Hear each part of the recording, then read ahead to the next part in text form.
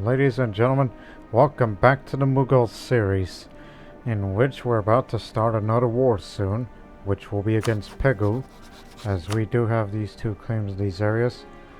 Legitimate. Plus we'll be up against Vijayanagar, which I've set in the majority of the armies there. But also we'll be up against Lana, Ava, and Dai Viet. Which, if I remember correctly, yes, it's Dai Viet, even though it's led by the Ava dynasty. And it just turned 15, this emperor. Well, that's last July. So therefore Vietnamese culture, but they come from the Ava region here, the Ava kingdom, which is of a Burmese origin. But now, don't expect me to be an Emperor of China, because, you know, if you want to be the Emperor of China, you have to be, you know, of such things, including practicing the Confucian faith. And obviously we are an Islamic empire. Well, not quite Islamic, because, you know, we appeal to Hindus and we've stopped the conversions. Unless religious unity starts becoming an issue, which it will not be anytime soon. Despite what you see there with the 100% legalism there. And if we want to be more syncretic, I would rather go for mysticism, but not right now. I'm taking advantage of the legalism to... I know we are 9 years ahead of time, but I kinda want this.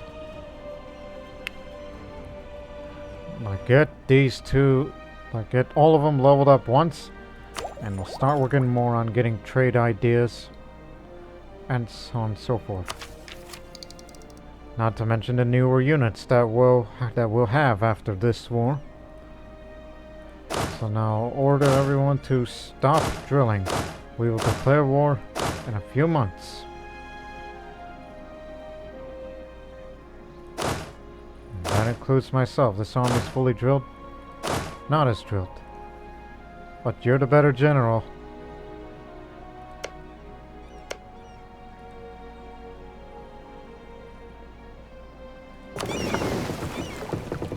And also, reunite with your fleet. And plus, we are continuing to have this monument upgrade. We're here. And also, I thought about, you know, upgrading the Taj Mahal a bit. And yeah, the prestige decay would go down again. And plus less unrest. But it has a slightly more monthly piety as it goes up. Monthly, not yearly. But the splendor gain will be great. Knowing that later in this playthrough that would be entering into the 1700s. That I think it would be wise to upgrade the Taj Mahal if you have the funds for it.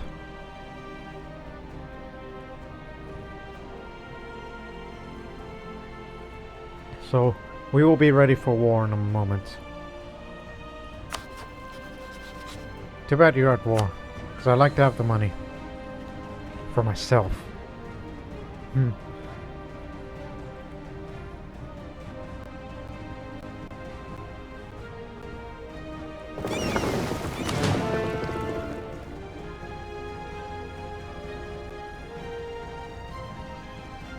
So it'll be in a few months. Then we'll declare war.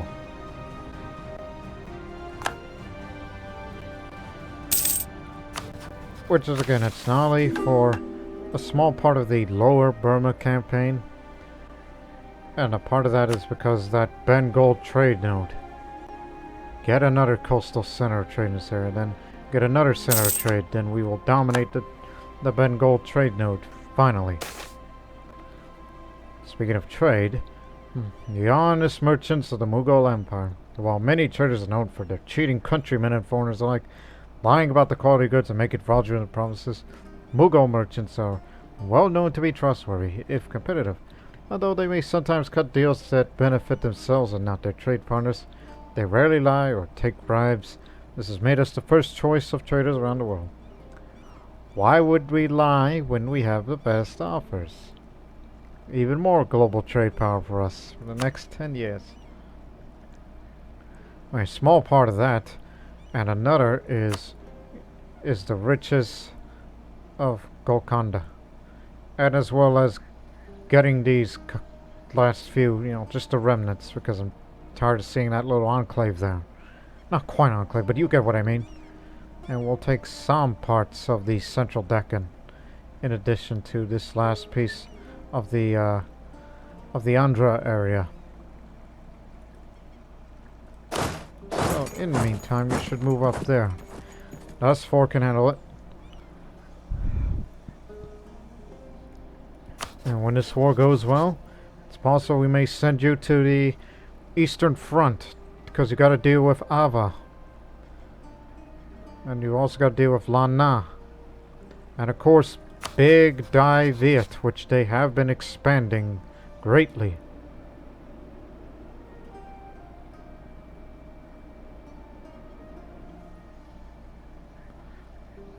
Although they may look intimidating, but they got no manpower reserves right now. And plus, they're currently involved in a war.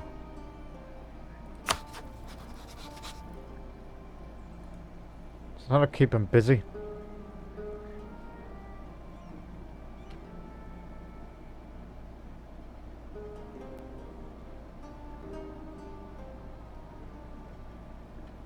Should look at that British Army stationed over there.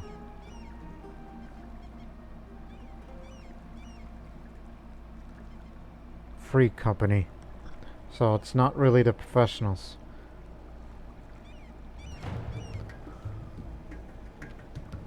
That's our ally.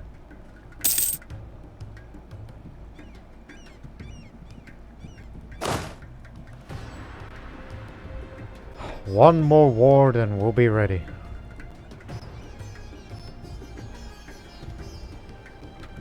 One more month I should be ready. Use your words. Oh, and also regarding the question of succession. I know he's 12 years old, but man, I really do not like the skills compared to myself. And plus, at this timeline, and did some reading further, you've basically ran out of opportunities to have, more events of the women in history for the Mughal Empire. Because we kept getting good monarchs. If we stuck with the bad ones, then there's a chance that we'd have had a female ruler. That won't happen now. Again, that only happens if it's got less than 3 of all monarch skills. And I don't want to have that, otherwise we would be having a hindrance, since we've been getting so much innovation. So much. Don't lose that now. And plus the prestige gain that we'd be getting will be great, because we'd be winning in battles, wars, and all that, so... And you're still at a childbearing age, so I'm willing to gamble on it. Disinherit him. I like how it says, "Fortune smile on us. You have disinherited your heir." I just realized that just now. No need to introduce it. Which again, we're Sunni. In addition to being Sunni, we also have the trading in dye, so it's basically near instant of a chance of a new heir.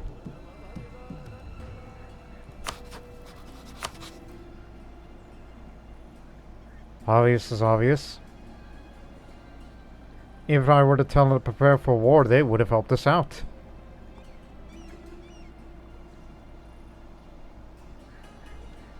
Take this objective. We ain't afraid. Just mow on through.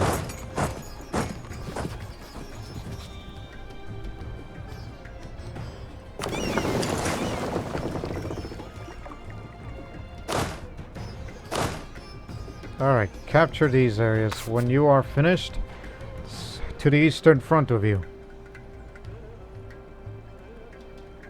Remember, if any army of Vijayanagar tries to escape, they'll have to get through these castles first, and the armies.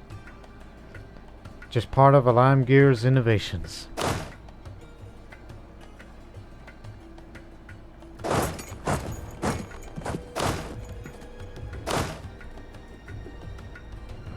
Whoa there, just Andhra for starters. You know, I could have just easily moved you over here. You're a siege man. Move out. Just got an obstacle. The 2 obstacles go through, and you have the capital.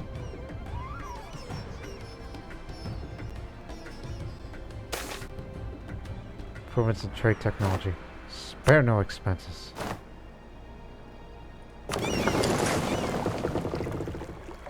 Let's hunt them down. We just want to get this leveled up as soon as possible. Not spending it on another trade idea as much as I would like to. But no, I want all of them to be far ahead of time. So I could focus on continuing to trade ideas. And finally have the time to develop Ajmer. And I will be sure to upgrade all the trade depots into stock exchanges. And upgrading another level of the Taj Mahal. Even though we could right now, but we're building a stock exchange here. Oh well.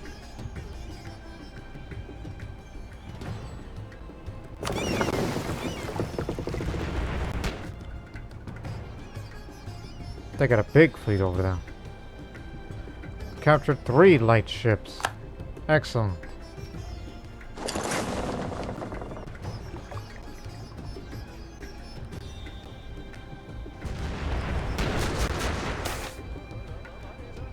We sunk a Vijayanagari flagship. Of all the ships in the Vijayanagari Navy, none was more highly regarded than Nalini. Knowing this, we prepared for the ship today. Our preparations paid off. It was sunk in battle today, dealing a significant blow to their morale and reminding them that no ship, legend or not, is unsinkable. We already have our own flagship. And the Vijayanagar flagship that we even upgraded and took good care of it. Well, this is the one with the most guns. So good riddance to you. That'll get the prestige up as we sunk them all.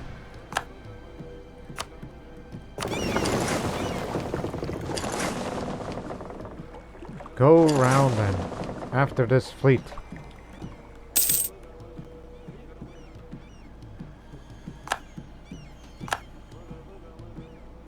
Sunk. Good start.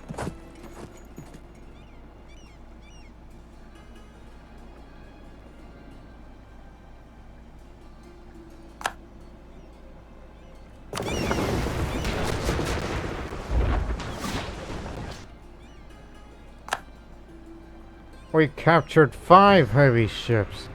Again, I did not have the naval doctrine to capture ships. We don't do it the Croatian way. This is just this man's being a prize hunter. This old admiral of ours. You are really strengthening the Mughal Navy, but...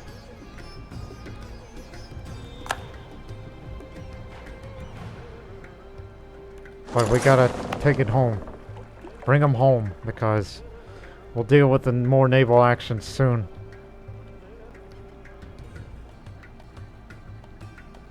Because I don't want to lose these heavy ships that we just captured.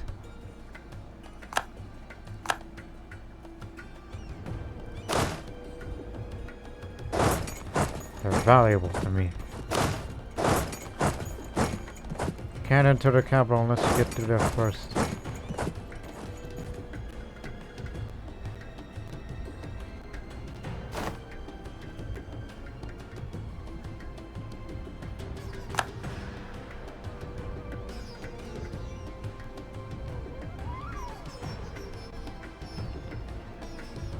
You see the enemy? This is what this is for.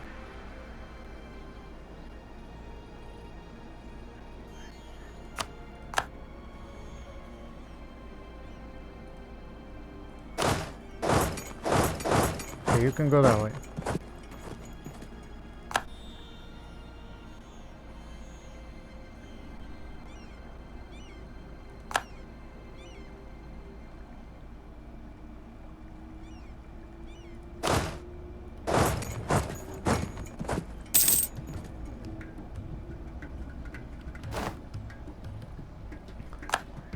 Oh, here we go. This is going to give you some innovativeness. Measuring the world. More administrative and development efficiency.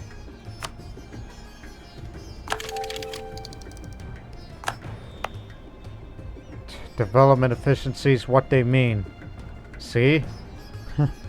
I'm definitely gonna build this province tall when the time is right.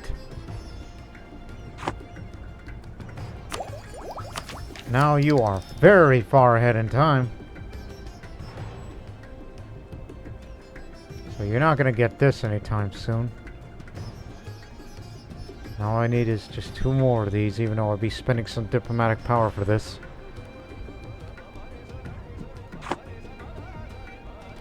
As well as coring your gains.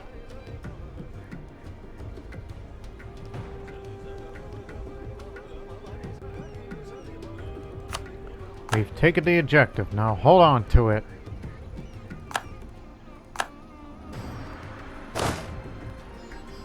It's my time now.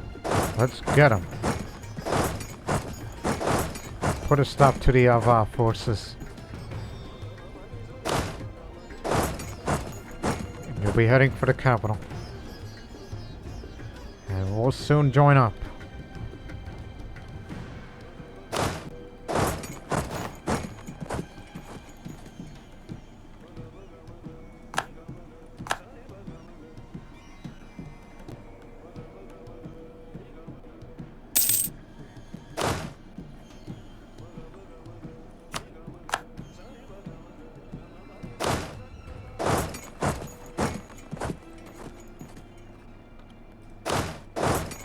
Move up, help him out. To take the Vijayanagar capital.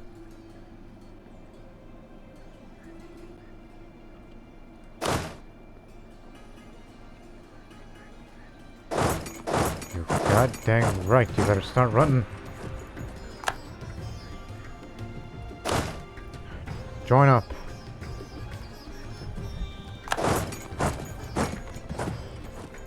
I ain't putting this navy back in action until these ships we just captured are repaired.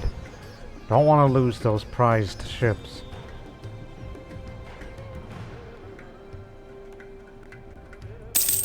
See if I can get a leadership trait out of this.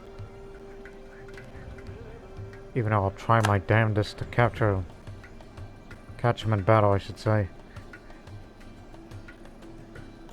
No, we won't. Too slow. You have no maneuver. But I assume they're heading that way. Well then, you do the recapturing. You do the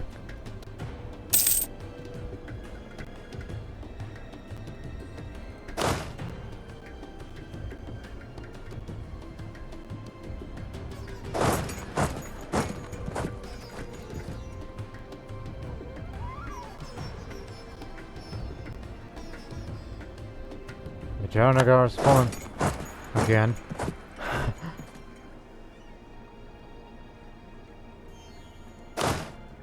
Again, you're the siege guy. You move up. We'll follow you.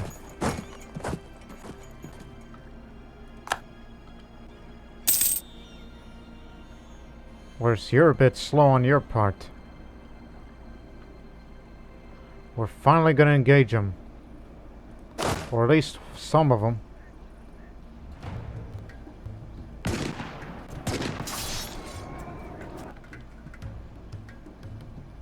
Gotcha.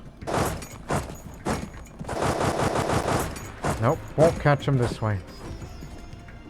Sometimes I have to spam it.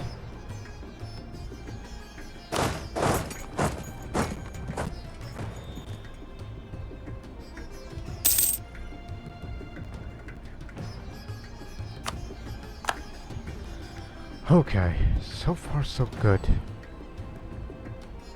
Actually, incorrect. He's the siege guy.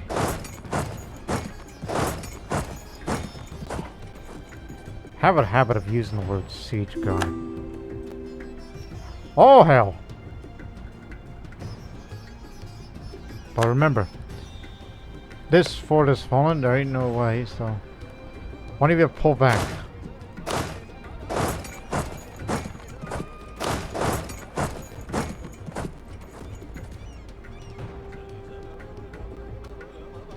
See, this is one of the ideas I had. You cannot escape. That's what they were designed for.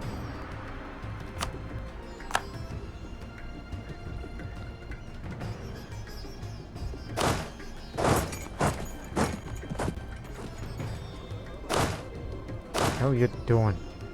Recapture. And then you gotta come down there and surround them. You gotta round them up like cattle.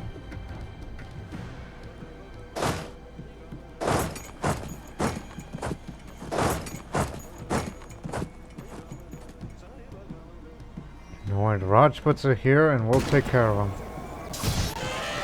Need reinforcements.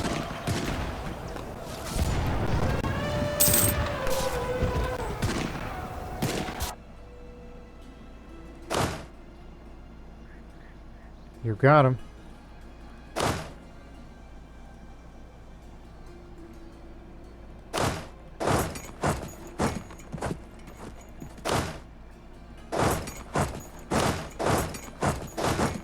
Finish them off. Got him. They're gone. That'll recover some of their manpower.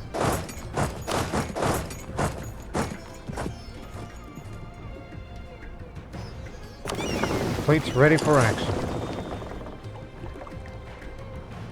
And I'm about to get myself in action again. Hopefully I don't get killed. Otherwise that would spell the end of this dynasty. Took care of 4 light ships and about to have another big naval battle.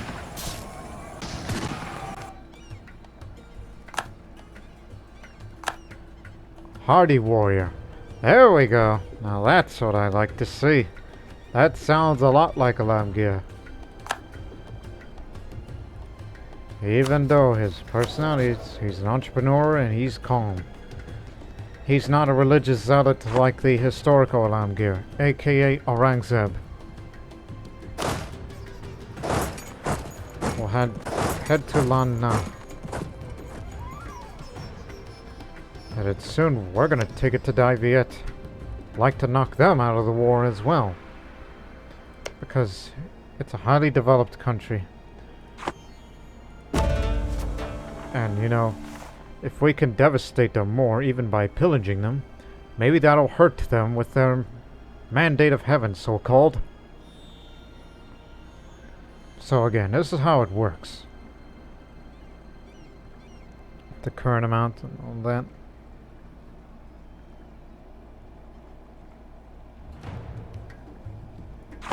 Mm-hmm.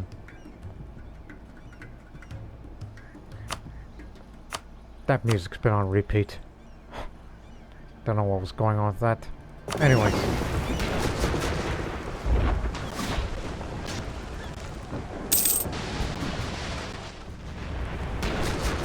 Captured 1, 4. There's a remnant. Sunk 1 more.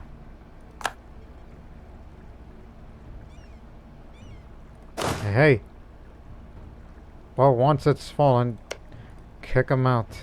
They won't be allowed to, well, they're all transport, so.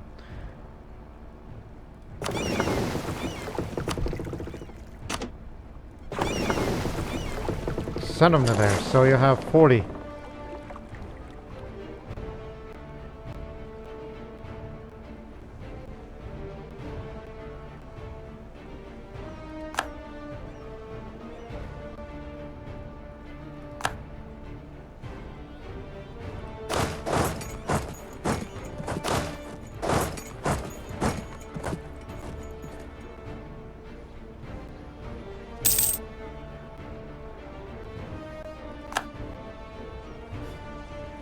Oh, wait a minute.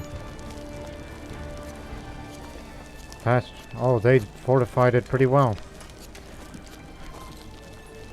This would require a breach, but now I'll take my sweet time.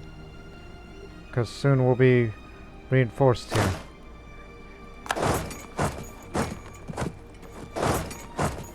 So, let's stall.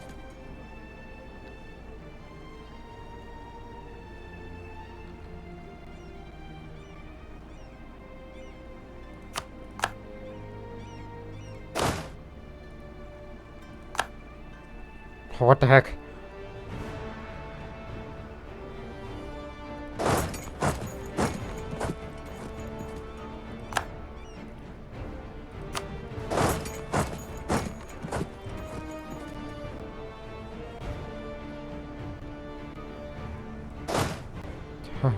You made a mistake.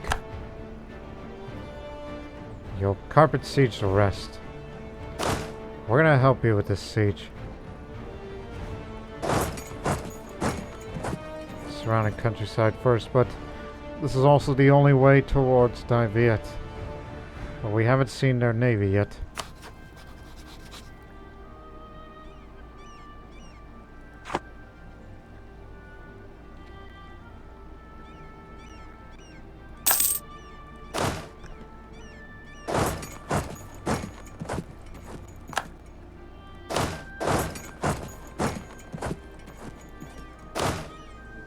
Got him.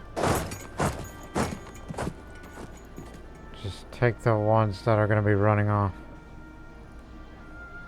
And then occupy the rest before they even get a chance.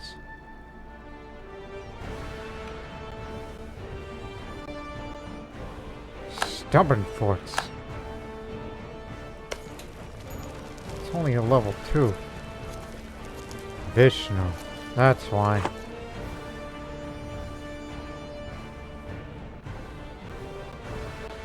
Whoa there. Who are you dealing with? You're going up the mountains. You're taking a river crossing. But you have the shock. Some of them are just mercenaries. So, wouldn't bet on it. Don't bet against it, is probably what you mean. Production stifled. Our producers become complacent as our use of Smithian economics led to our production techniques being so advanced. Actually, this seems to have translated into higher prices. A little more inflation. Not enough to hurt it.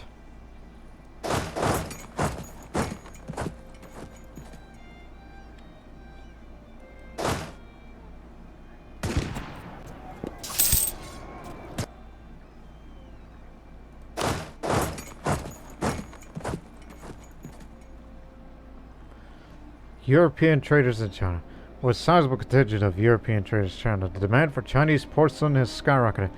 The Chinese porcelain is demanded by all in Europe, and the Chinese only accept silver and gold, silver or gold as payment.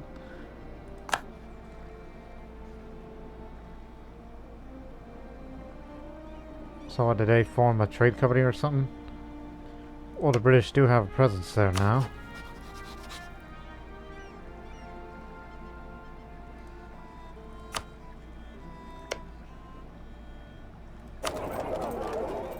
Only a trade company, Spanish Indonesian trade company.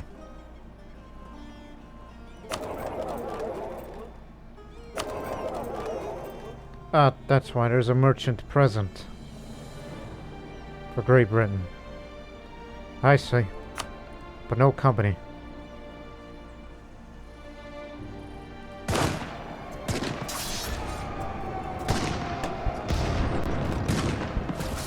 Done.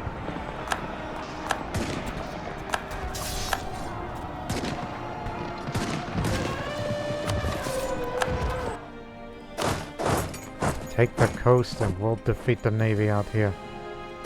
Begin your siege.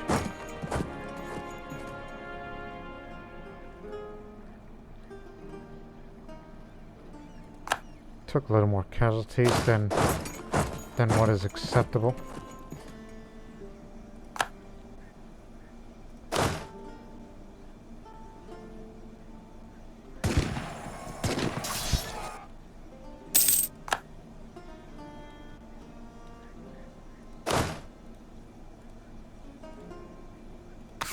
Gotcha. Let him take care of it while we'll siege the countryside a bit and we'll help out this problem here.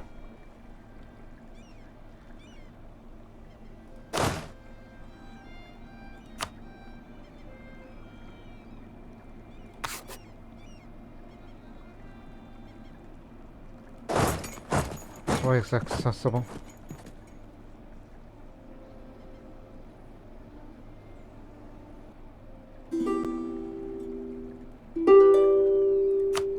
lava once out.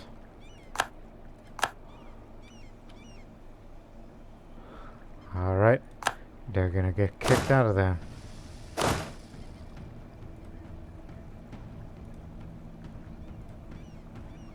Yeah, all these parts. Did take them.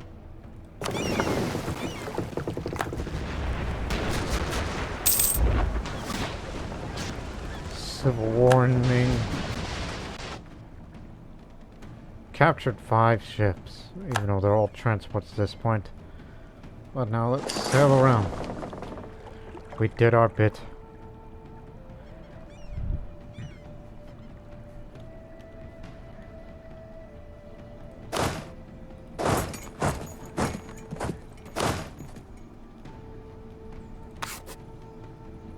Actually, no. This first. Yeah, just around the countryside. Open sea. But that's for the subdued.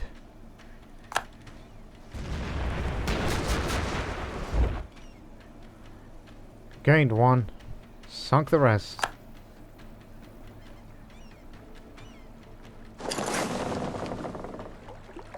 Now I'll be going the long way round. To see how the Vietnamese coast looks like.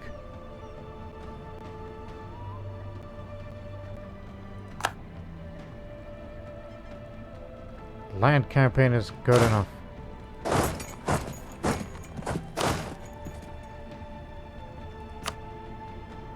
No, no, no.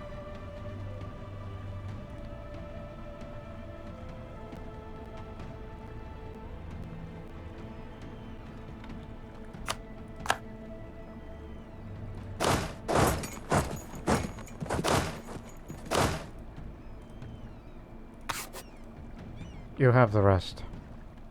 It's pretty much textbook.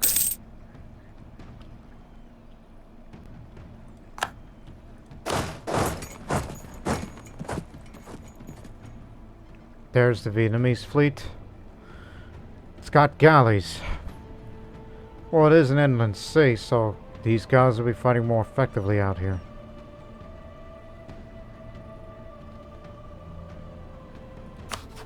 What are their ideas like? Diplomatic quantity, economic defensive. Chinese traditions. Mm-hmm.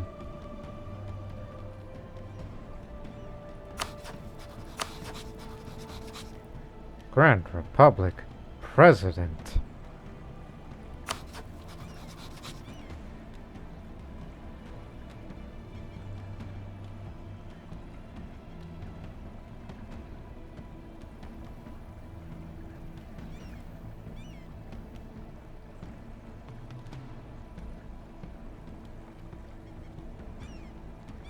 Well, we found more of their ships than in...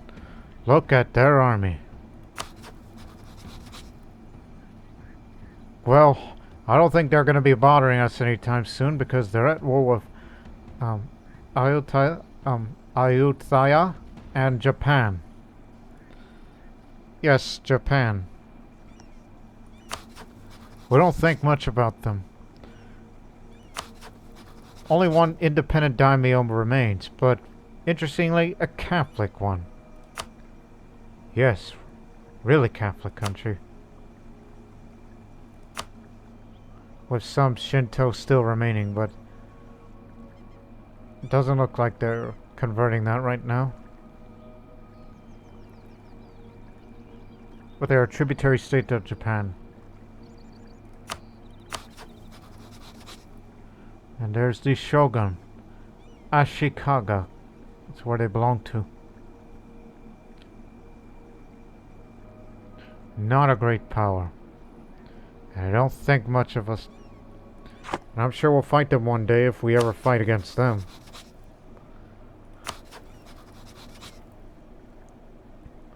Why have they not picked up any ideas that that's administrative?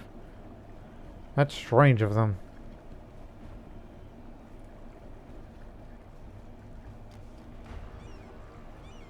But again, this is what we have the British for.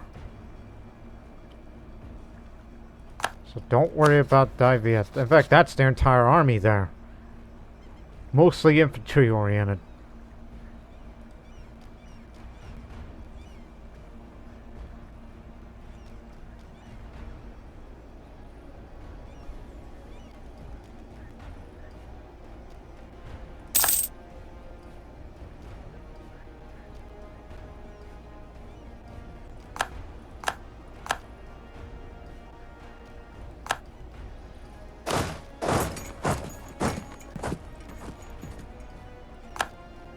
Taking all the surrounding areas just to punish them, as we have a habit of doing.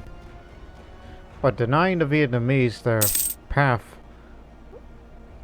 well, I think the combined fleet of the Ayuthayans and the Japanese, I think they keep them at bay. In fact, their fleet's already here, so there's no reason for us to be around. So, return to the Bengal. Monopoly company formed. Oh, yeah. As much as I would like to get that money, but we make such fine income. And I'm trying to get this, so make a long-term investment. Which will be for 10 years. So we should get this leveled up next year. And then after that, we'll be 20 years ahead of time and start working more towards trade ideas.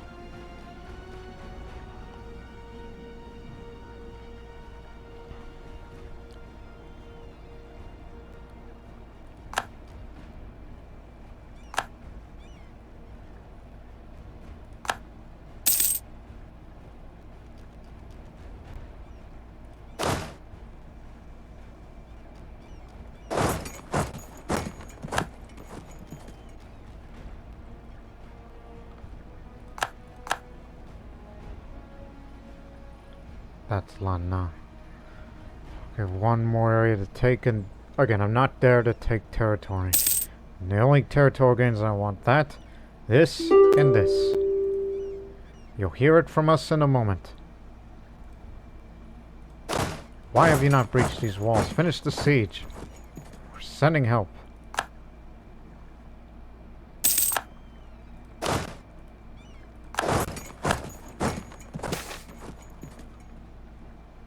For the Sunni faith.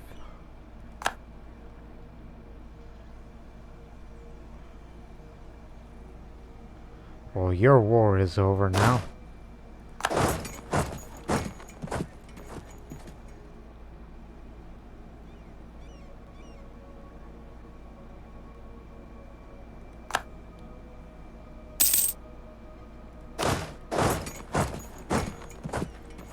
They're gonna be stuck. The old admiral has left us. Well, he never flinched in the face of danger. I mean, he was 60. I remembered his age before I started recording. Well, he never flinched in the face of danger. It was his old age that eventually got him. His feats of courage brought many new ships as prizes into our hands. He helped develop the Mughal navy into what it is today.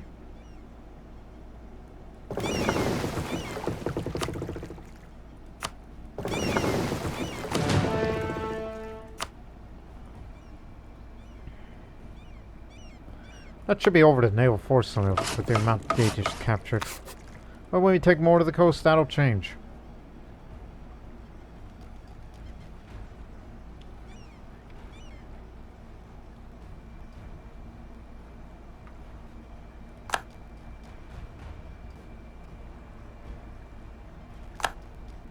So begins the downfall. Told you won't be going anywhere.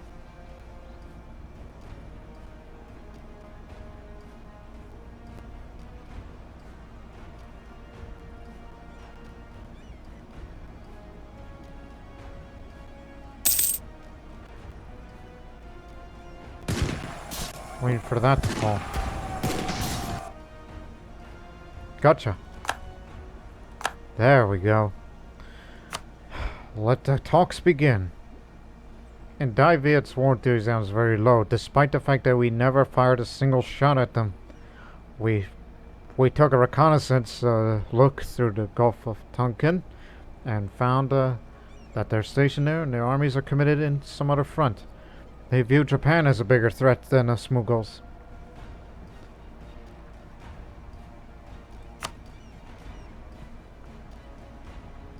So, starting with Lan Na. All the money and the reparations, and yes, you'll be pillaged. So I'll say that for once, because, look. 57, 55. We like to tie it with Delhi. And some of that is due to, I don't know, boosting my own ego.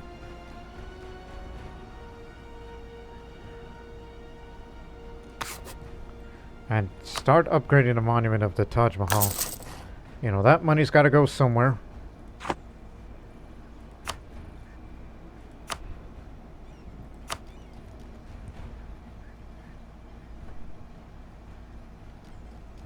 That's for starters. So some of that diplomatic power is going to be spent. Doesn't look like anybody's besieging them right now.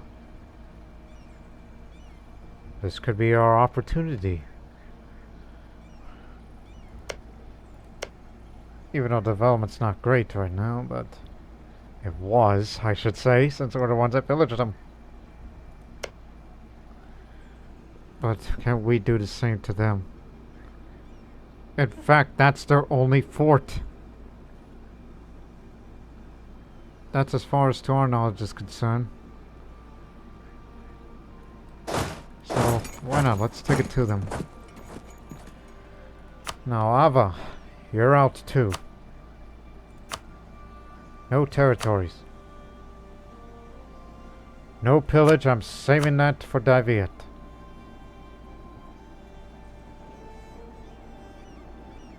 Just these, that's all.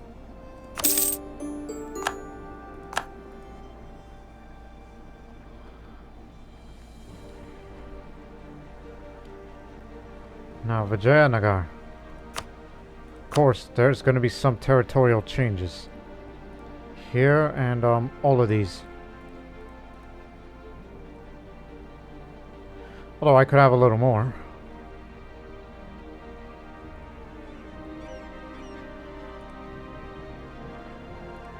Oh.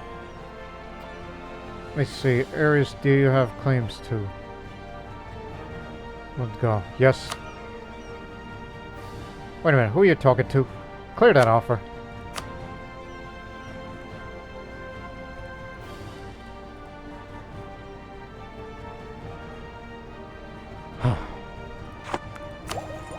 Check the mission line. Just around the border, okay?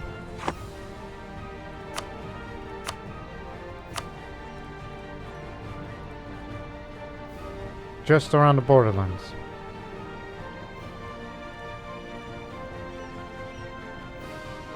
Well, what do you know? There's still room. Of course, all that diplomatic power is supposed to be saving up is going to be gone to heck now. And what little money I would get from you.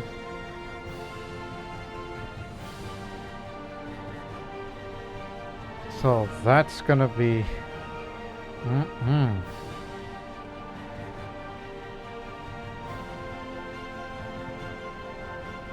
Plus, that's another center of trade to us. And soon, coming soon. And we will continue the Deccan campaign some other time. And that truce is to last until 1695, the year when the Mughal Golden Era will end. Even though we're already dominant enough.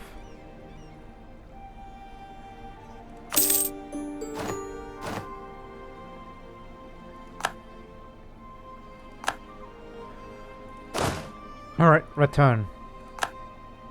Not like that. Okay, fine.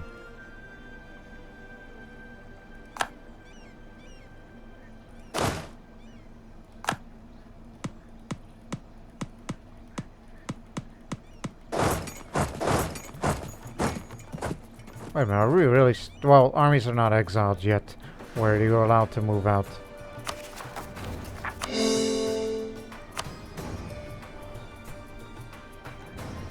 And this also completes our mission. The riches of Golconda. Famous for the greatest diamond market in the world, Golconda fortress becomes synonymous with riches in many languages. Both Golconda and the fabled mines of Kolo now lie open before us. According to popular belief, untold wealth awaits us. The fall happens, and we will gain more prestige just to make up for what we have done. We will have the Conquest going for 30 years. 1710. The reduction will be going down for the inflation. Goods produced modifier go way up. And we would also have claims of the North Carnatic area, South Carnatic area, Madura, Danjo, and Kongu. Basically, areas of Tamil Nadu. Or the Coromandel coast.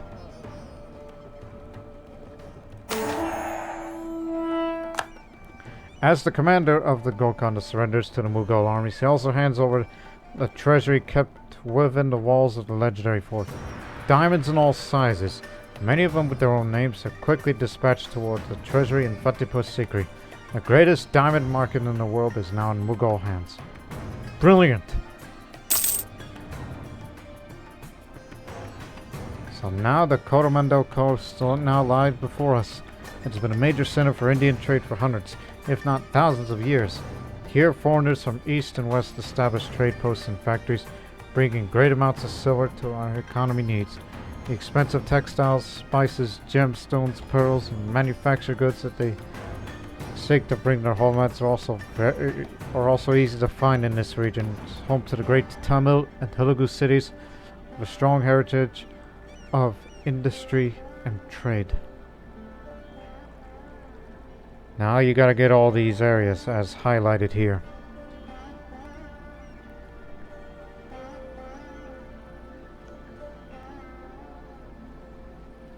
All you need to do in the next war against them, conquer central Deccan and the Coromandel coast.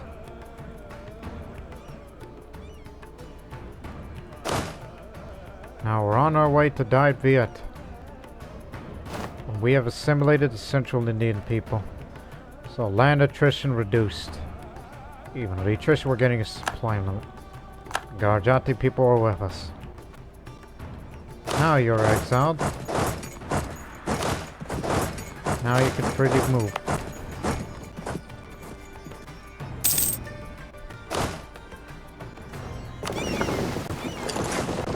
Get back to where you were.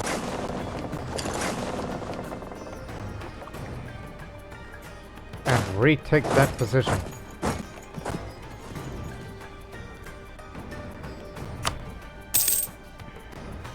They tell us the development of Virni.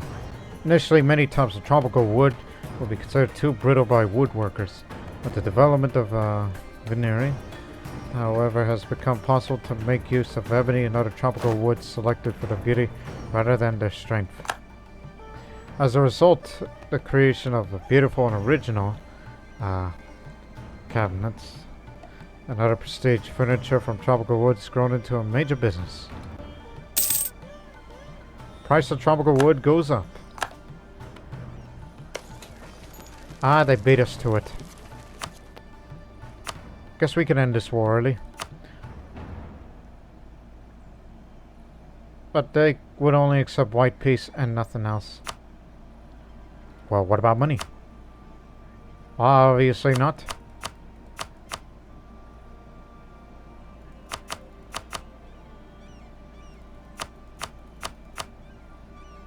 You need more war score than that before you can make such demands.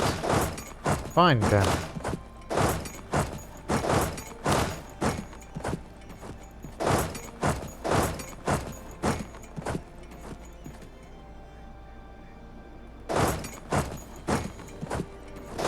But you know what, screw it. Let's help them with this siege. They are throwing a lot of bodies in there. Well, let's dogpile on it.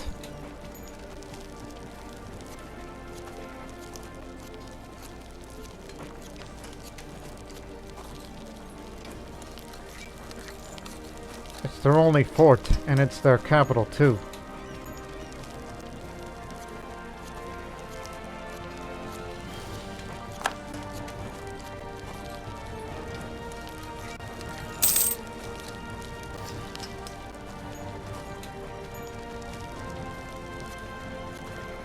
siege ability. Ah. We should have put me in charge in this siege, but of course you didn't. Why would you?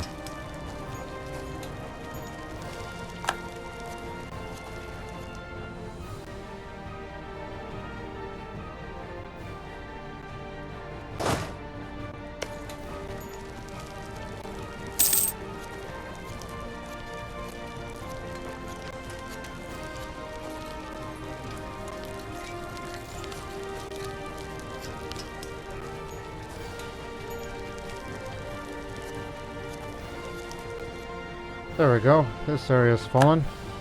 Did you a favor. Even though we got nothing against you, nor do I desire any territory.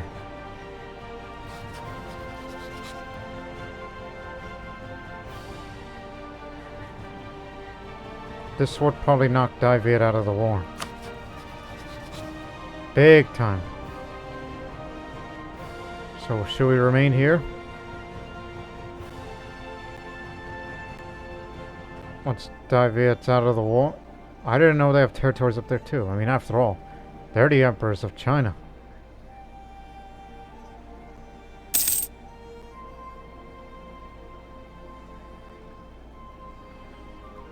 Just stalling for time. Waiting for them to get out of the war. Because I kind of want to pillage it for myself. Let's scatter.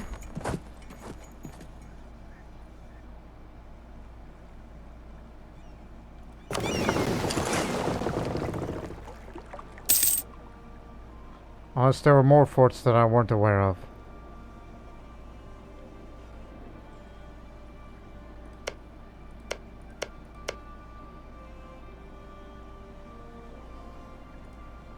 Yeah, we're putting a group effort.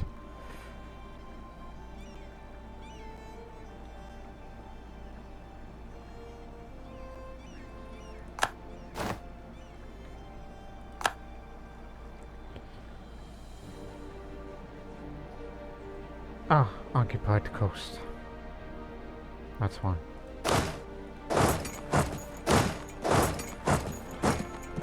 Never thought we would venture this far. But we're coming in. They have nowhere to run. Well, except maybe that one. No, we got him. Just win one. We sunk the Vietnamese flagship. What was sunk? Good riddance to ya.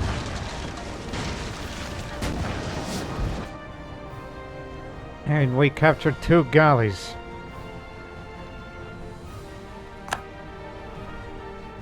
We didn't even need an admiral because we forgot to appoint one, honestly.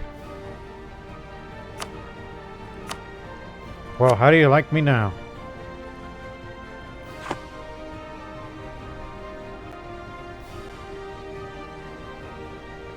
And we're about to kick them out to sink the rest.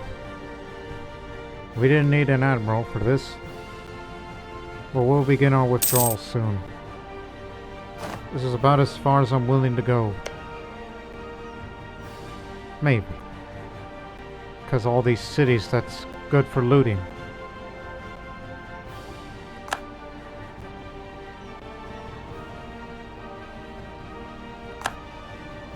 Sunk the rest.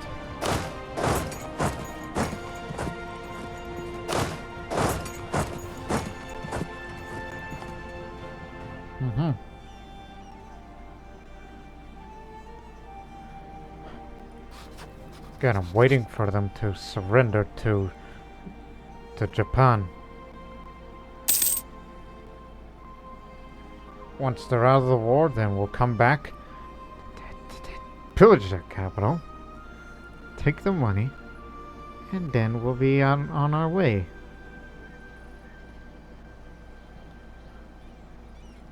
But it does demonstrate how far we're willing to go, knowing these future missions.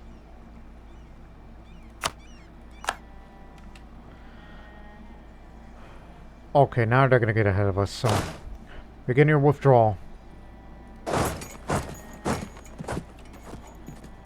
Once you're done with your bit, once I'm done here, I will return.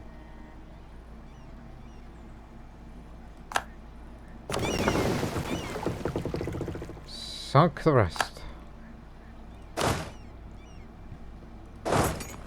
Alright, we're leaving. You shall return. I don't think we'll get any out of them, based on our war. Actually, we may.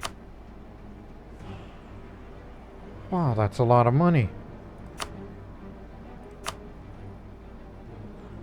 Okay, forget about pillaging. I'm sure Vatipu's degree is developed enough. Is it? 57? 58. There you go. That's what I wanted. Just wanted to outdevelop Dilly. It's almost becoming a metropolis at this point.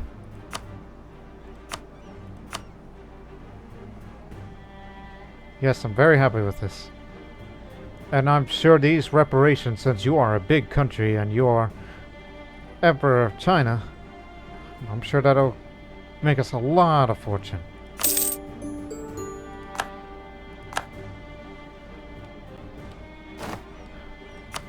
And now officially take the last two and the amount of money of what remains of you.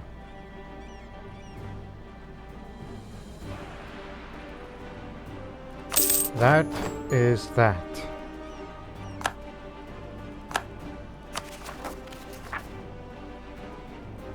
Oh, and what are the odds?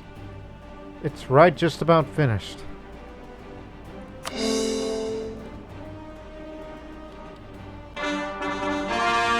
The Arakanese are now assimilated.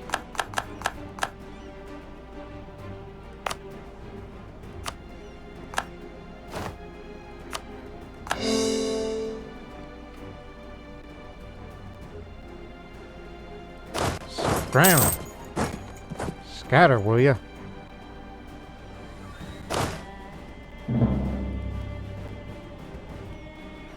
Threatening our trade.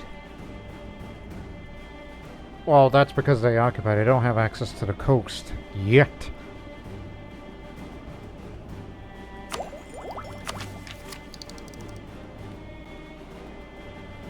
About to level these two up soon.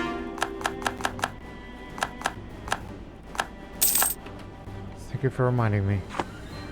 No, thank you. Lemma, Giants, Loyal.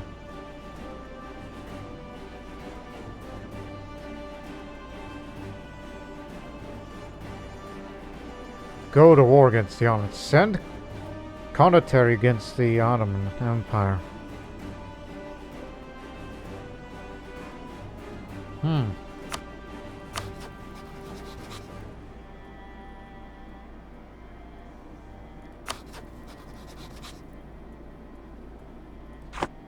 So, just send one. Mughals renting. I mean, after all, we have a very expansive military, and I don't know if we should go. My goodness.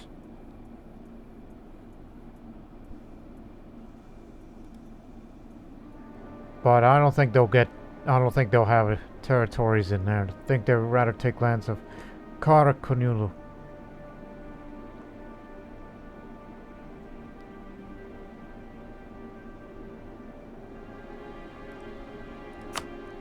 Rather have the Jains just stay loyal to us.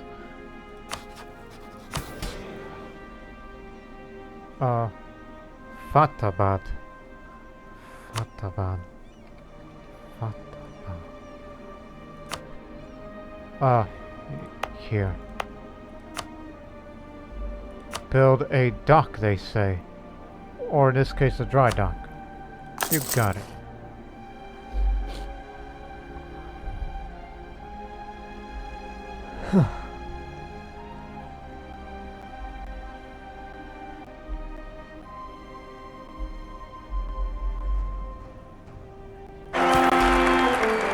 I was about to say, it's like, you think it's about time for an air?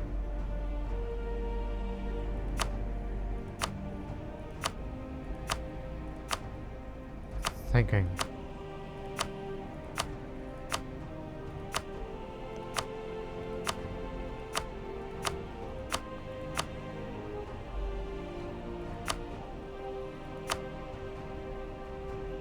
Bahadur Shah. It's quite a name. Because Bahadur means brave. But of course it looks like almost a good trade. 3, 4, 3. Well, take what you can get. Succession is safe. Also, wasn't Aurangzeb's son historically did Aurangzeb had a son also named Bahadur Shah? Because, you know, I don't read much of Mughal history after Aurangzeb because that was the beginning of their decline. You know, how they would basically, the first half of the history of the Mughal Empire is kind of like from Babur to Aurangzeb, they are the great Mughals. Anything after Aurangzeb is the lesser Mughals.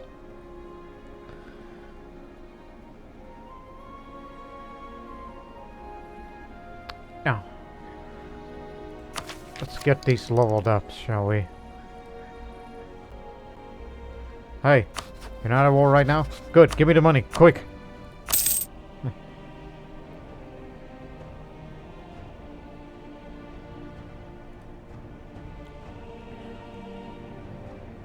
Yep. The successor of Aurangzeb, the titular, went to Muhammad Azam Shah. And the other is Bahadur Shah. I had to look it up. Yeah, it happened briefly. Azam Shah reigned from 14th of March of 1707 through, you know, June, just 3 months later.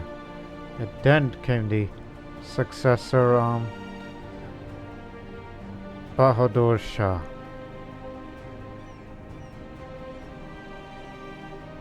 So what a coincidence, continuing the continuity of, you know, the Mughals' name of the dynasty of rulers. The only difference is Lodi dynasty, an Afghan dynasty. If we didn't have Bahadur Shah, then we could have had another foreigner in our throne. But that's just how it is.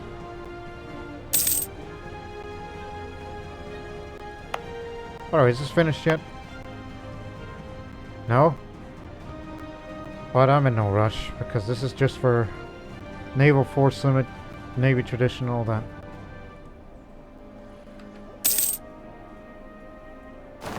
Expanding into Iraq. Heavy frigates now. In fact, we should invest that money on upgrading the Navy.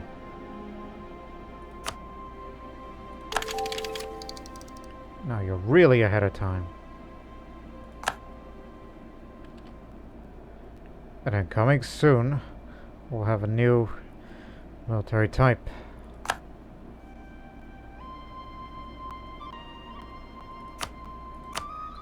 Now we know that part of Africa now. And because of leveling up this new tech, now you have a new casus belli. Imperialism against all countries. That means, for reference, conquest versus imperialism. Conquest is 100% aggressive expansion. Imperialism is 75% aggressive expansion and 75% cost for all provinces. Even the areas that you have legitimate claims to. So that's good to know. Oh, and I don't want to forget Assam. Assam is this one other country that... Of course they will defend it. They hate our guts. But I'm keeping it conquest. Just out of habit. With them returning...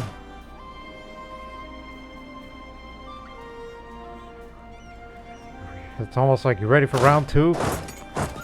We'll expand more to your territories again.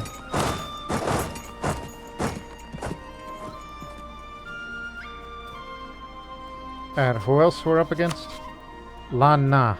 Of course, Lana again. You remain at your post. We're still on our way up towards there.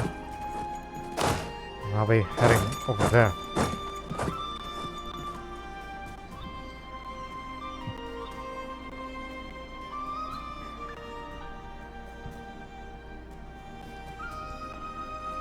But in the meantime, upgrade all these ships. Including those light ships. And in addition, we're upgrading the military. 18 years ahead of time. Alright, new types. From North Indian Musket Infantry to Talingas, which seems like single type now. So, more fire. Slightly less offensive morale. So here it is. As the French became increasingly entangled in the affairs of the South, and the Eastern Indian states started the practice of training Indian troops to use coordinated European infantry tactics. This would soon prove to be the start of the revolution in Indian warfare, as infantry rather than cavalry increasingly became a determining factor in battles.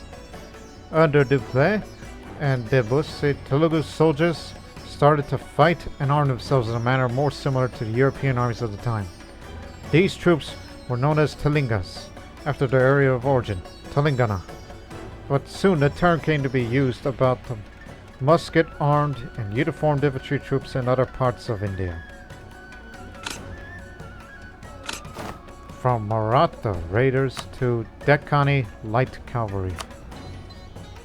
Got the fire back on the offense, but more towards shock and offensive morale. The Western Deccan, an area of hills, jungles, and many forts, proved quite hard to subdue for the large and heavily equipped Mughal armies. In its desperate fight to survive, the Ahmednagar Sultanate pioneered the use of light cavalry to harass the Mughal forces. The Maratha horsemen employed by Ahmednagar were so successful that they were soon employed by other rulers as well. So, truce will expire this October.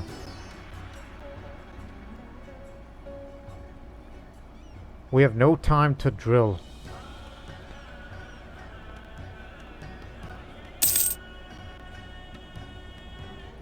So we will continue to maul them. That's what's happening here. While we've upgraded the Navy to modern standard. And these transport ships are to be sent over there.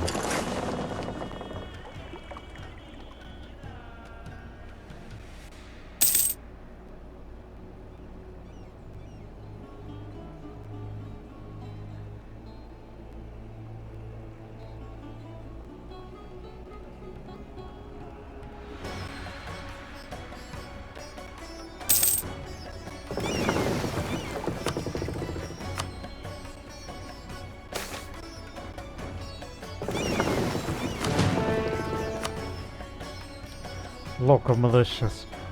Many military duties are not performed by the professional armies of the Crown, but rather by local militias based around the cities, castles, and forts in the various parts of our country. These militias often know the local area well and provide very good value for money as garrisons, scouts, and gatherers of intelligence, but their quality as regular troops are varied to say the least. It has been suggested that we send professional soldiers to at least instruct all militias in the country that rely less on them when conducting operations in many areas. This would, according to our generals, lead to an increase in quality and make us less vulnerable to things we cannot control. It would, however, also likely mean dismissing a great number of our reserve troops. Let us not rely on our local abilities. So increase the professionalism. Sooner or later. Sooner or later.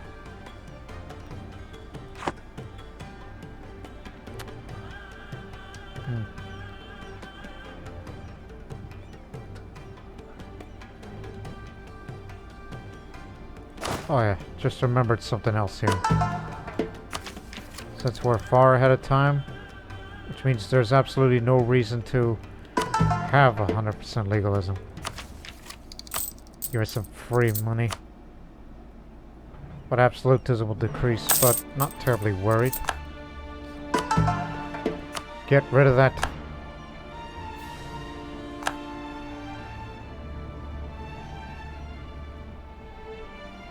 See if we could try to go back towards mysticism for the morale of armies.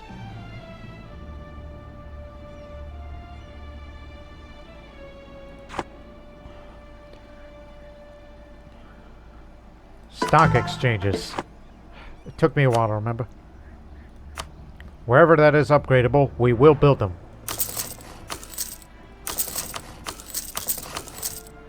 Dominate the trade.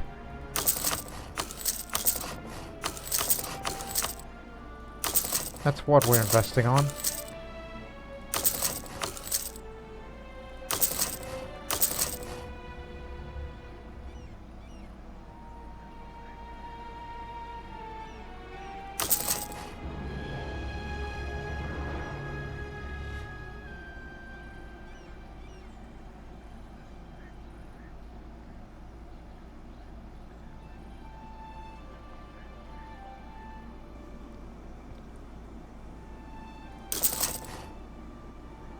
I guess these are for the other areas that have not been upgraded. Which would be wise to do so.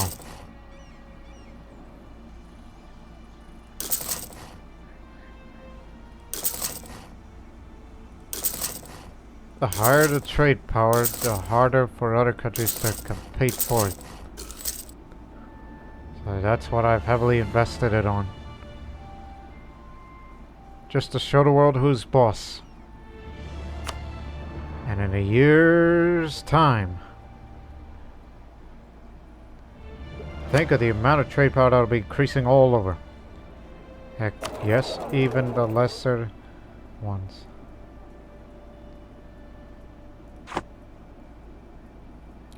Oh, and now that we're at peace, there's another thing you ought to invest for.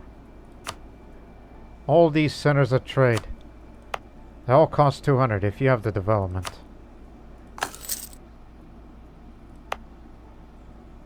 That's gonna happen one of these days.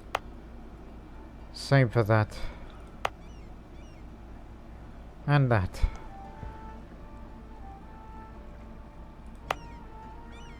And that.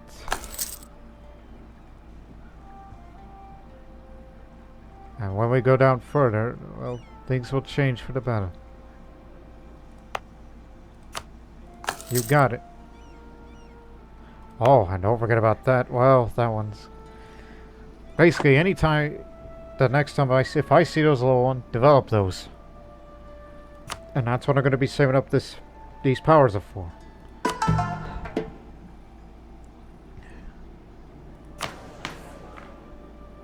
Well, don't worry. It'll go back up in a year. As it were.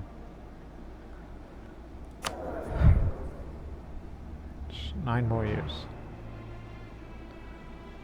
At least I did a good move on disinheriting and get a new one, knowing that what you're about to get yourself into. But I'm keeping up with the diplomatic power gain. So I could start getting more trade ideas in the future. Especially another merchant. As we are making what some people would say an insane amount of money.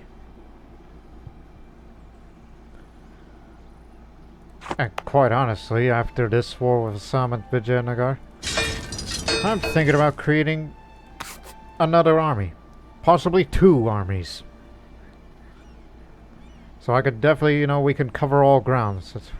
We commit ourselves east, south, and I'm sure one day we'll commit to fighting against Bukhara and all the others, and maybe the Ottomans, who knows.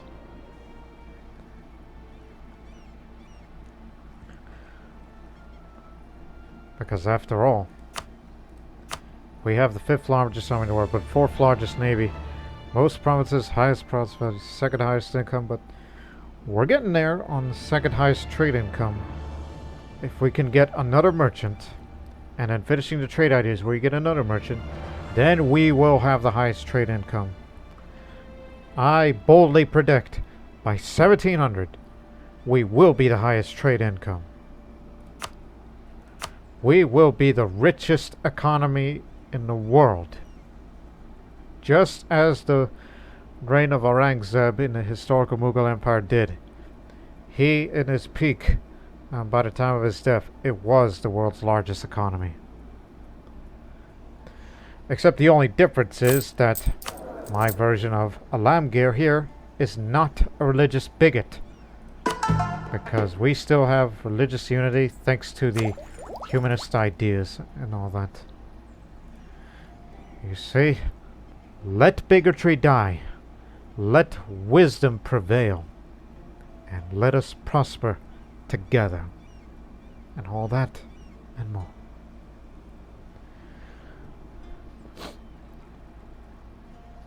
But just past a few more months, I'm going to cut this episode short, knowing that we want the next episode to be focused on taking Assam and more of southern India, as we're about to core these.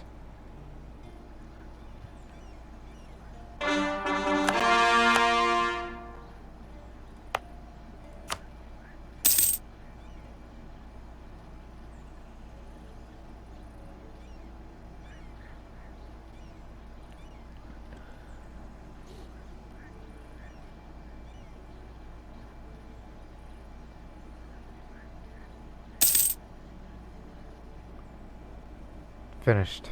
Good. They stay low to us.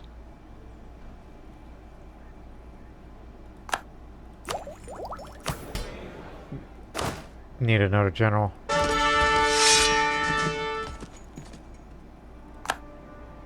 Oh, good one for once. 2 fire, 5 shock, 3 maneuver. Alright, a fast one. And siege. 26 years old. It was the Rajput army that the old one commanded. Although that name, Muhammad Shah Mirza, sounds familiar. Again, knowing my Mughal history based on what I've been reading. Due to the interest because of the relevance of this series. Actually, we do need an admiral too, since the old one died.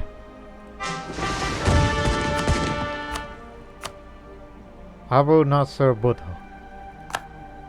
Our admiral has 2 fire, 2 shock, 2 siege.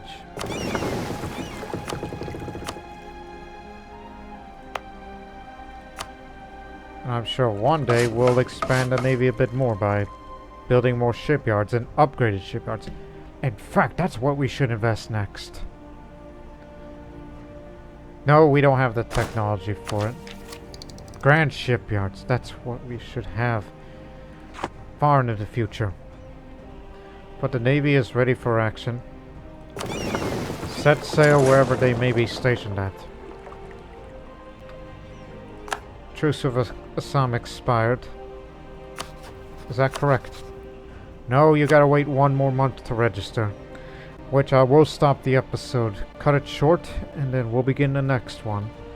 Which will be all about fighting against Assam and Vijayanagar to continue the 2 campaigns of Eastern India, the last bit of Eastern India, and South India, which is still yet to be conquered.